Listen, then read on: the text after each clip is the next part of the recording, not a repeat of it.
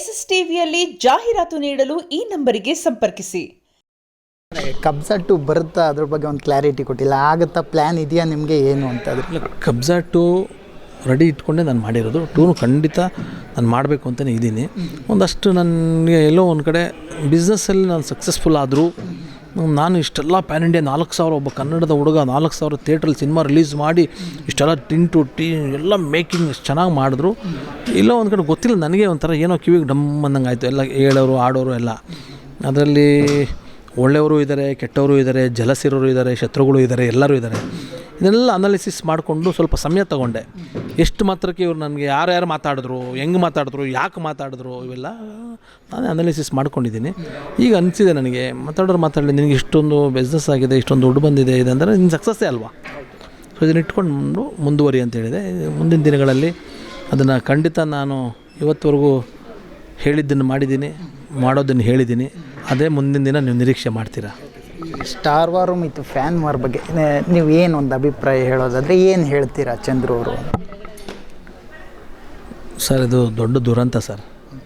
Star ವಾರು fan ವಾರು ಇರಬಾರ್ದು sir. ನಾವೆಲ್ಲ ಒಂದೇ ಸರ್.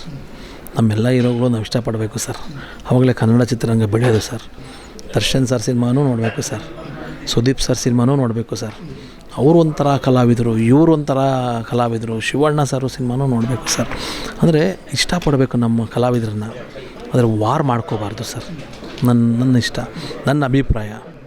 ಯಾಕೆ ಸರ್ ವಾರು?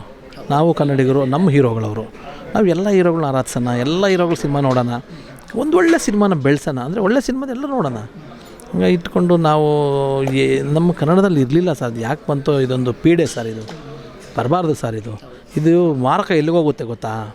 ಒಳ್ಳೊಳ್ಳೆ ಸಿನಿಮಾಗಳು ಕಿಲ್ಲಾಗುತ್ತೆ. ಒಳ್ಳೊಳ್ಳೆ ಸಿನಿಮಾಗಳು ಕಿಲ್ಲಾದಾಗ ಒಳ್ಳೊಳ್ಳೆ ಪ್ರೊಡ್ಯೂಸರ್ಸ್ ಕಿಲ್ಲಾಗ್ತಾರೆ. ಒಳ್ಳೊಳ್ಳೆ ಪ್ರೊಡ್ಯೂಸರ್ಸ್ ಕಿಲ್ಲಾದಾಗ ಒಳ್ಳೊಳ್ಳೆ ಡೈರೆಕ್ಟರ್ಸ್ ಕಿಲ್ಲಾಗ್ತಾರೆ.